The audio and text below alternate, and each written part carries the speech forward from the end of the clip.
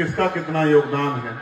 क्या इसके लिए आपको किसी ने मदद की या आपने मेहनत करके खून पसीना लगा के इनको एक एक पैसा जोड़ के इनको तैयार किया है और आपने अपने बच्चों को पढ़ा लिखा कर। मैं धन्यवाद दूंगा कि चाहे हमारे लोगों पे कपड़े अच्छे हो ना हो, घर अच्छे हो ना हो, उनका पेट भोजन से भरा होना हो, लेकिन जय भीम का जब वो नारा लगाते हैं, अपने मन में जब वो बाबा साहब को याद करते हैं, तो उनके मन से जो आवाज आती है जय भीम की, वो इस बात का प्रदर्शन करती है कि हम बाबा साहब अम्बेडकर के कर्ज को मानते हैं, हम उनके ऋण को मानते हैं, हम उनका दिल से सम्मान करते हैं। लेकिन सम्मानित साथियों, सिर्फ कर्ज मानने से और सम्मान करने से काम नहीं चलेगा, उस कर्ज को चुकाना भी पड़ेगा। बाबा साहब ने हमारे लिए प्रयास किया, उनके बाद अन्य महापुरुषों ने हमारे लिए प्रयास किया, हमारी अब से पिछली पीढ़ी ने हमारे लिए संघर्ष किया, तो हम यहाँ तक पहुंच पाए हैं। क्या हमारी जिंदगी अब खुशहाल हो गई? क्या हमारे पास अब कोई समस्या नहीं है? क्या हमारे पास अच्छे घर, रोजगार, महंगाई और तमाम तरह की परेशानियों से हमें निजात मिल गई है?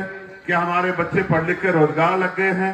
क्या अच्छी शिक्षा, अच्छी चिकित्सा की व्यवस्था हो गई है? क्या अच्छी सड़कें, बिजली, पानी की व्यवस्था हो गई है?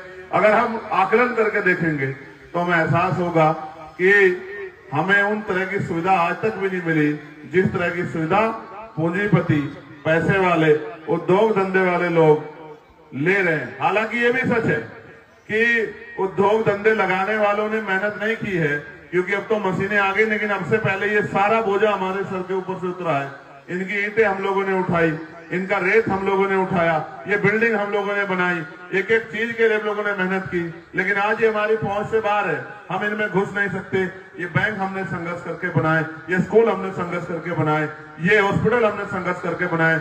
जब मशीनें नहीं थी, हमने मशीनों की तरह काम किया, दिल्ली को सींचा, दिल्ली को तैयार किया, लेकिन आज ये दिल्ली हमारे लिए पराई हो गई। ये दिल्ली में हम अपने हक की बात नहीं कह सकते। आज इस दिल्ली में हमें धार्मिक आजादी नहीं है, कोई धर्म के नाम पे, कोई जाति के नाम पे हमें मार देगा।